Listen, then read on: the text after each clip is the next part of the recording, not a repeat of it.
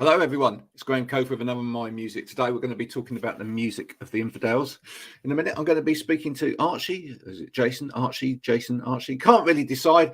So, whilst we're making our mind up, just like Bucks Fizz many years ago, let's have a little bit of this.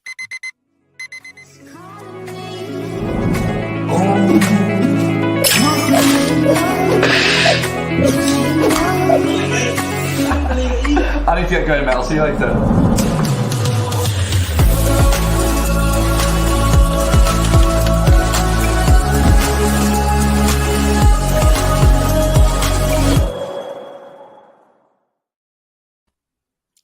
Archie, thanks for joining me. Now, just to clarify that little issue, this is Jason, but everybody, and that includes you at home now, can call him Archie because that's what all of his friends call him. And we're all friends this morning, so there we go. You laughed when I mentioned Making Your Mind Up by Bucks Fizz. Was that a seminal moment for you in terms of pop history? Very, very early memories of, just sprang into my mind, I think it was kind of, I think what was great about it was I'd never really taken notice of the Eurovision Song Contest up until that point. And I probably haven't since, but but it was someone trying something a little bit edgy, and suddenly it was like, okay, well that worked. That 2 seconds when they whipped the skirts off. Did they win? Did they win that year? I can't remember. They won that year, yeah. Oh right, okay, yeah. Oh, they must have done the job then, whipping the skirt off. There you go. And we got very close, of course, last year as well, with Sam talking about space and everything. So you know, we're coming back in. We're coming back in. But let's talk about real music. Yeah. Okay. Yeah. Where did music start for you? What was your sort of earliest listening experiences? So my dad's he had a really good like singles, like 50s and 60s singles collection in this big box. So I just used to like rake through it and like pick out, just listen to it all, A sides and B sides. So yeah, that was like got me very much intrigued, And what was in that collection? What sort of? Oh, all sorts from from Buddy Holly up to like Creedence Clearwater Revival, Wow. Beatles, Stones, everything. Loads of things that I can't remember. It was a massive music fan, so yeah, they sort of inspired me a bit. And that was all on vinyl. I got the collection actually. I converted them all from vinyl to digital for him. So yeah, it's still on the go. Oh, there. So he's got the digital format of that now, and you've got the vinyl. I did it all digital for him. I've got the box of records upstairs. It's that experience, though, isn't it?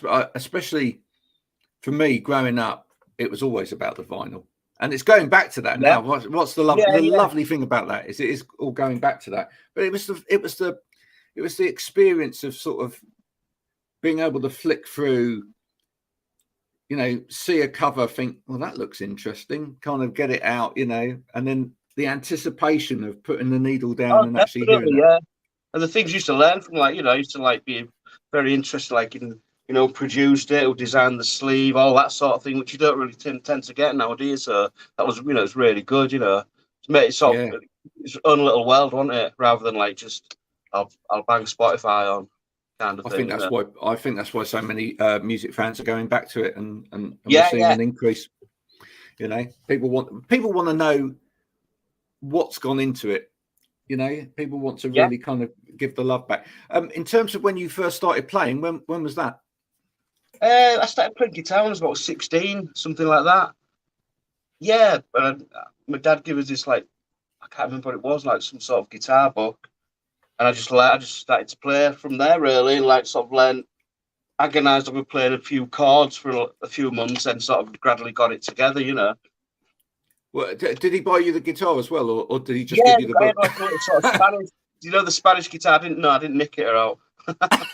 Yeah, I had a little Spanish guitar, which was great, It's I think they're really good to start. I mean, I teach a bit of guitar now. Yeah. And I have done for a while, and so I always encourage, it's I think it's if you can learn to play on a bit of a like cheapy, crappy instrument. When you get a good Yeah. one, you appreciate it more, and it's easy to play as well. So I think it's a Do you good know what? like. I love those guitars. I mean, Yeah. we've picked up 2 or 3 from like charity shops or whatever. You know, Yeah. restrung them, got them in tune, and they're just littered about the house. But you know, they're great every now and again. Do you find yourself still picking one of those up every now and again? Just Yeah, I've got one upstairs. Yeah, I love them. I mean, I do love the nylon strings, and I do like the flamenco music. I love all that. So I'll get it out now and again and try and fumble my way through a flamenco tune. When was your first band? When did you first start putting together a crowd? First band was like a band called the Happy Shoppers, and That's it a was name. like it was like a sort of a punky.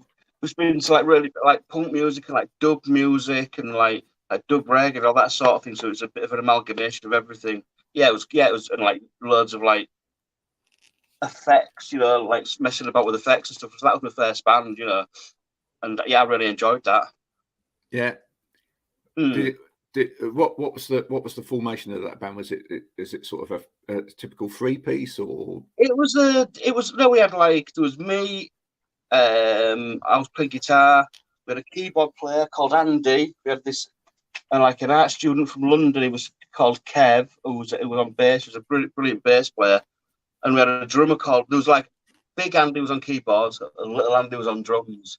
And we used to get a snare and bang it, put a mic on it and put it through like reverbs and snares and that, and just mess about with things like that. Really into like bands like Tackhead and African Head Charge at the time. So it was like, yeah, it was good fun.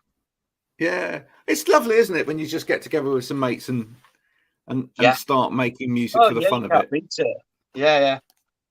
I've tried to pass it on to my son now. Like he's in a band. I don't know if you've heard of a band called Bedroom. He plays drums for them. Like so, he's got the bug off me kind of thing.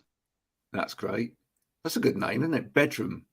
Yeah, BDRMM. Yeah, they're doing quite well actually. They're doing pretty well. He's been on a European tour. So yeah, he's loving it.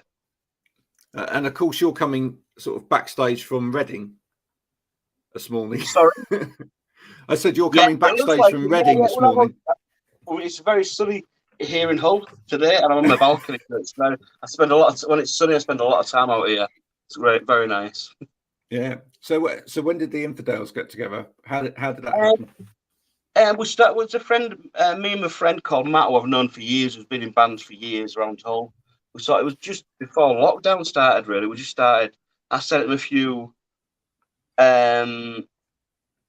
instrumental stuff that I've been working on, and he put some words to it.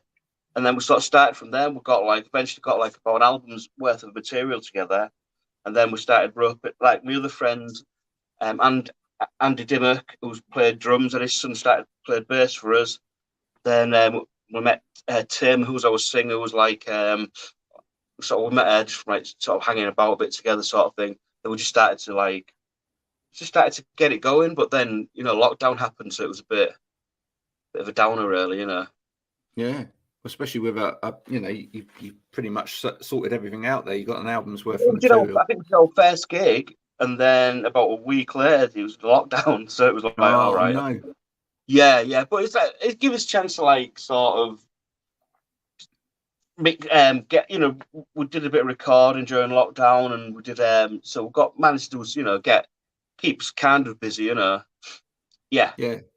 But now the door's open again, as it were. So you're hoping to get out there and play some of this stuff.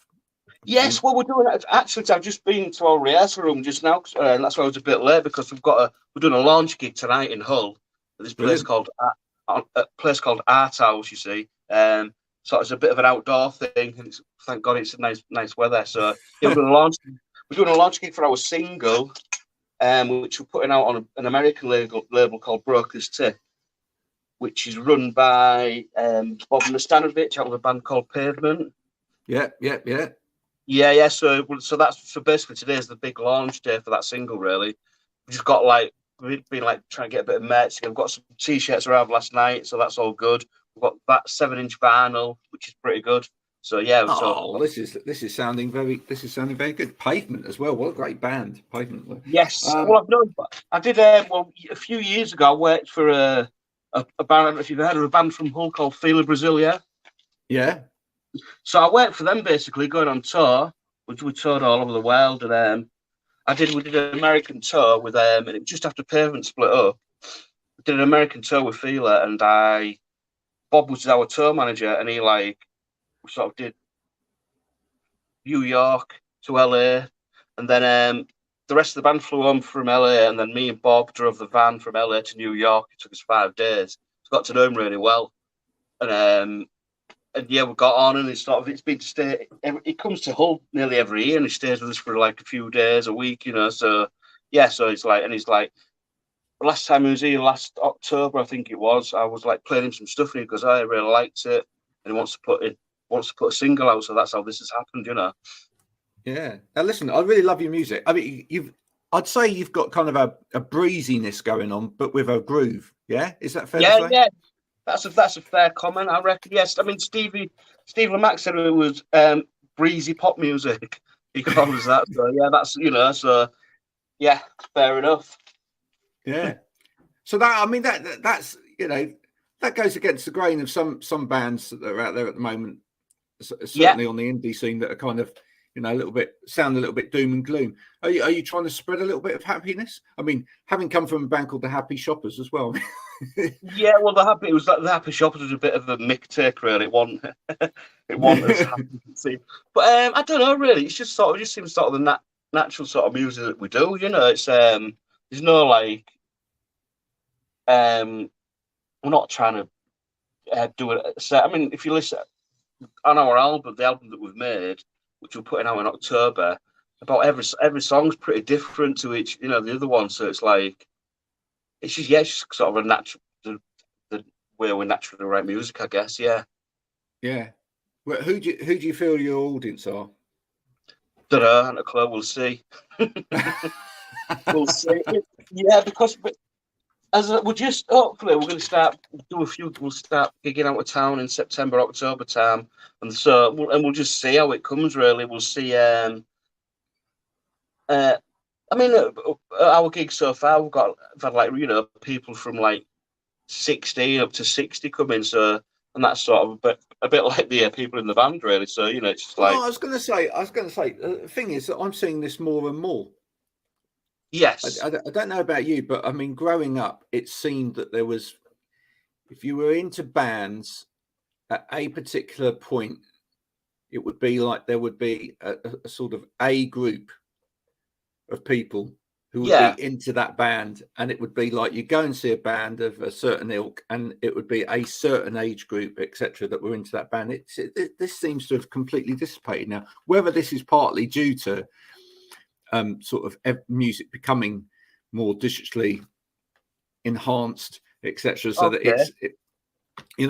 it's more widely available to listen to in the first instance. But it certainly seems that you go and see a band, and it's for all ages there. Yeah, I mean, I was watching the the Stones documentary. I don't know if you've seen it, documentary of the Stones the other night, and it was like, well, and it was sort of short. I think it was there was a part of it, a bit of it where it's seeing interviewing Mick Jagger when he was like, I don't know, in his 20s, something like that, and it's and asking if he's going to be doing this, and if he can see himself doing that at 50. He said he doesn't know. Do you know what I mean? But I guess it's like it's not that generation where it's like it's sort of uncharted territory. Do you know what I mean? Because they're the sort of the rock and roll years or whatever. It's sort of they're getting into the 80s now, but they're still doing it, and it must be because I mean they obviously don't need the money, and I think it's like whether you're like very, very successful or not. If you're into the music, you're just into the music, aren't you? And you just want to sort of, I don't know, do it or express yourself. Yeah, I just think look, in terms of society in general, a lot of sort of attributation to people being labelled as one thing or another have broken down. It's and I think therefore it's everything's become less cliquey, and Definitely. I therefore, mean, yeah, when I was growing up, it was all like sort of, punks and stuff like that. And, it was all like, there's a very, and then like going into sort of, the acid house sort of years, and all, there was a very sort of, like tribal identity for everybody wanted, but like that sort of like dispersed a bit, quite a bit now, I reckon. Yeah. Yeah, you're right. No, it's nice. What's the ambition then beyond getting this album out in October, etc., for the Infidels? I mean, I don't. There's no massive. I mean, we're just like doing it for the love of doing it, really. Do you know what I mean? And so, if anything happens with it, great. But we'll probably keep doing it, whatever, until for a while, I reckon. I mean, I'm sort of already. I've wrote half the second album already. Do you know what I mean? So I'm sort of.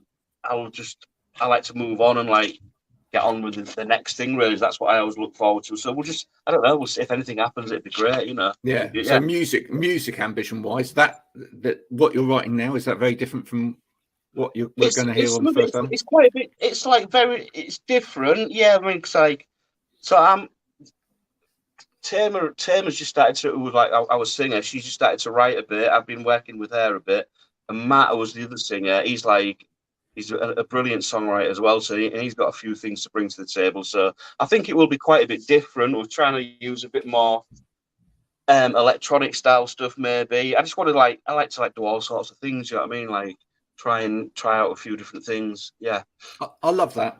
I think it's really important for your own sanity, but for music as well, that people just keep experimenting and pushing things on, and just finding a different way to write as well. I've been following. I don't know whether you follow them, but I've been following Everything on Instagram. Oh no. Quite interesting, because they put up lots of little clips. Good idea for any band, by the way. If because I do social media, really good idea for any band. Do lots of little behind the scenes on your social media, because people love that. People like to see how you're developing stuff. But they've been doing lots of that. Looking at how they in the studio, we're trying to write in a different way this time, trying to push ourselves in a different way, to perhaps using a different technique from what we used before. I think fans find that journey interesting as well. Yes, definitely. Yeah, it's a lot more open now, isn't it? There's like there is. I think it is a good thing to update people on what's going on, the songwriting process or whatever, the recording process. It's interesting. It's something that I'd like. I mean, watching that. I don't know if you saw the Beatles, the Get Back thing. That was pretty interesting. It's like all that sort of got rid of all that mystery in it in a way, because you saw what was going on. It was very, it's a great thing, I think. Yeah. It is, and it can be really interactive as well. I mean, it's a great thing if you're like showing someone your guitar pedal board. Yeah. On something, and then a fan chips in and goes, "Oh, you should try. Archie, you should try this. You should try that." Yeah. Or what's that you're using? Yeah, it's good. Yeah. And it feels like they're putting some input in. You might actually learn something and go, "God, I hadn't even thought about that." Yeah. And suddenly you're off in a different direction. I think a lot of musicians, I don't know whether you're like this as well, but I just finished reading Johnny Marr's autobiography.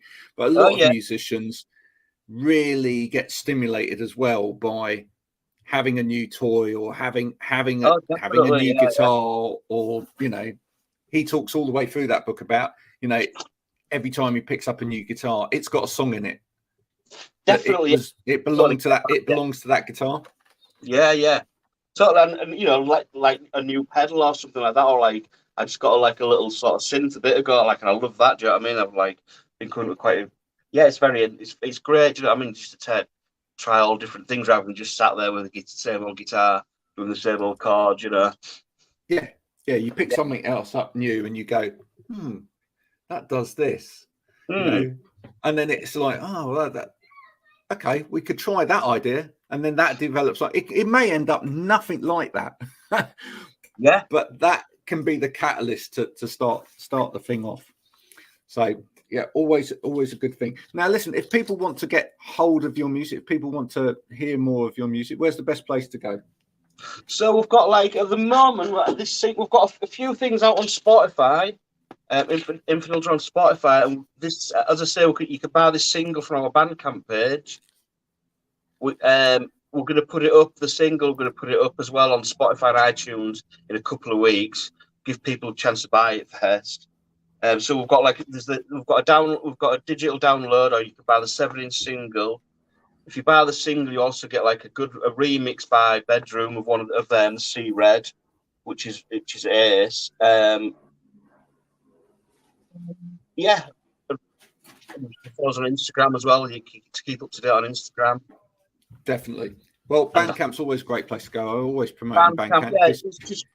Yeah, and so you can buy the single from there. There's some t-shirts to buy. Also, with I think mid October we'll be putting the album out on Bandcamp as well. So yeah, so that's where that will be presumably up for pre-order as well, will it? Yes, it will be. Yeah. I mean, we're in the process of getting it mastered now, so hopefully it'll be like be ready to go in like a month or so. Excellent. I'll get some information up there. Well, there you go. Archie, it's been great speaking to you today. Thank you very much. Look forward to speaking to you again at some point. Now, just so that people don't forget, if you're in the whole area, whereabouts is it again that you're playing tonight? So we're playing at a place called Art House, which is in Hull on Princes Avenue. And I think it kicks off. We've got like some great support. We've got a band called Coath, who are brilliant. They're starting off at 6 o'clock. We've got a singer, Sarah Shields, who's also amazing. She's supporting us. And then I think we're playing at about 8:30, 9 o'clock. Okay, I'm going to break with tradition today because normally I sort of record these as I'm doing now, and then I put these out later in the week. But I'm not on this occasion. I'm actually going to put this out today.